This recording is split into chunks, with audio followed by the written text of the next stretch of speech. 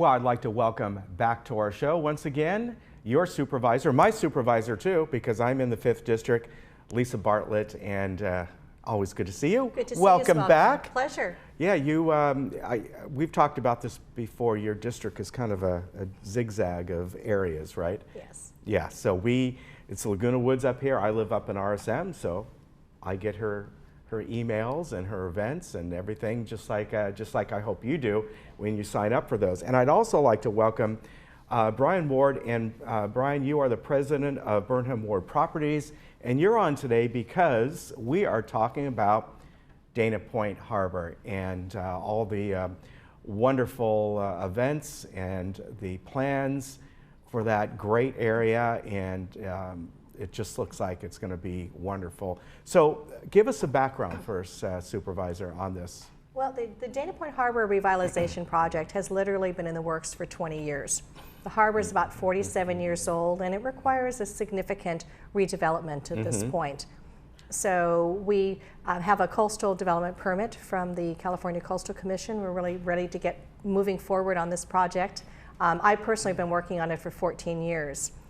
Through the Dana Point City Council and now as a county supervisor. And once I got elected as a supervisor, that was one of my first priorities, was to get this project that's been in the works for so many years and really get it moving forward quickly.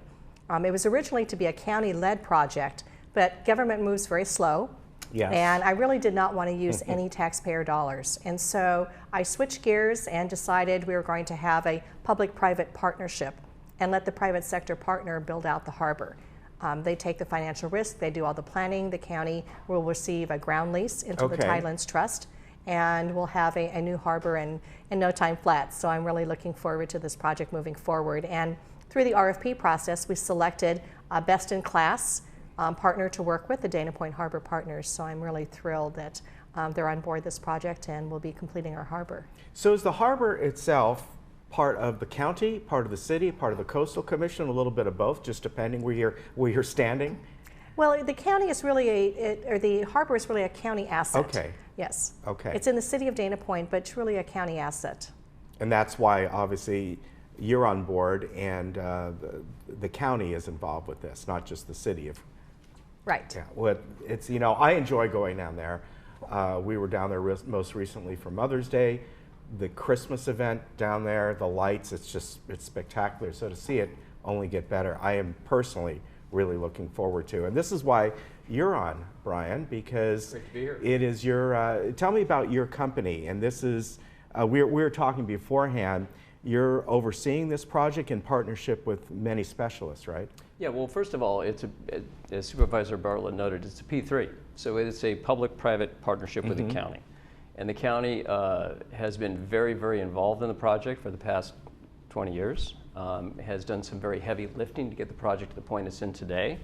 So now we're going to come in and execute, and that's kind of what we do. We formed an entity to do this because the harbor is a very unique asset. Yeah. It's got boat Yes, slips. it is. It's got a hotel, and it's got a lot of retail, restaurants and retail space as well. And it's also a public amenity. People go down and just enjoy the harbor to enjoy the harbor. So it took kind of a unique team to really address the grand plan. Yeah. And so what we did is we took 3 best-in-class entities, ourselves to handle the retail, R.D. Olson Development to handle the hotel development. Okay. And then Bellwether Financial, Bellingham Marine to handle all the marine, all the water side. So yeah, it is very unique. Yeah. Now, we were talking a bit before, and the question I had is, we're seeing some renderings here. Some of these buildings are going to be refaced, so to speak, refurbished, while some, they will be completely torn down and rebuilt in similar location to what they are now. Is that correct? That's exactly correct, yeah. And that really works with the entitlement that the county worked on. It's a smart plan because what it allows us to do is phase the development and keep businesses open during construction and keep public accessibility to water during construction as well. And you told me that, I don't even know, how you're going to fit all these extra slips in, but there's going to be more, right? Well, actually, Not so much. There is the Coastal Commission recognizes Dana Point to be what they call a small boat harbor. Okay. And so the total number of slips will remain about the same. All right. But the configuration of those slips will change. And not to mention the fact that we're going to be using the latest technology and taking slips that are almost 50 years old and completely renovating, not even renovating, rebuilding them. So this is really a very huge project, and the other part to this too are the accommodations, the hotels that'll be there. There's one there that's now, and from what I understand from you, that will be still, the footprint might change because you're going to take that down, put another moderately priced hotel there, and then a boutique hotel, right? That's exactly right. Another thing that's very important to the Coastal Commission is affordability. And so we are going to be in the existing hotel is recognized as an affordable hotel. So we're going to be looking to, it's old, and so we're going to be looking to replace that on a room per room basis with an affordable brand new hotel. And then in addition to that, we'll be building a boutique hotel that'll be about the same size. So we're going to be introducing a total of about 260 or so, 66 rooms. Okay, and Supervisor, this has long been a place that locals, people from Orange County, love to go to as you know, an afternoon, dinner out, enjoying the harbor there, of course the Ocean Institute.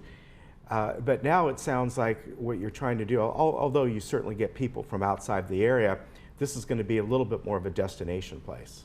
Yes, Dana Point's always been an international destination. So we get a lot of visitors from around the world, and we get a lot of folks locally too. And of course, with the trolley system, getting everybody down to the harbor will be, you know, a real breeze. Yeah. But the harbor project is unique in that we'll still take a lot of the input from the community at large to maintain the vision that we all want for Dana Point Harbor. But we'll have a completely renovated asset that everyone can enjoy in the future. Yeah, and just as I said, we've enjoyed really what they do at the holidays. And just over the last few years, although the harbor has remained the same, the events that have gone there are just wonderful. And it's just a fun place to go.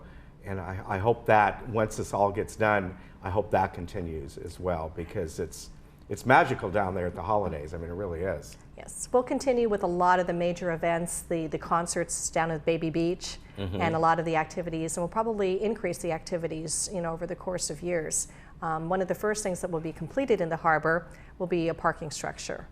Oh, and that will be okay. fantastic for the community at large. We always have a shortage of parking. Yeah, yeah, we always do the kind of the secret thing and go, which a lot of people do, go all the way down to Baby Beach and down that area. We usually find stuff. So what is right now, Brian, the projected time frame? Well, as Supervisor Bartlett mentioned, we have an existing CDP, which is a permit that, that allows us to actually start construction. And so we're working with the city very closely right now on how to be able to execute on that existing CDP. So we could be starting construction on the retail portion as early as next year.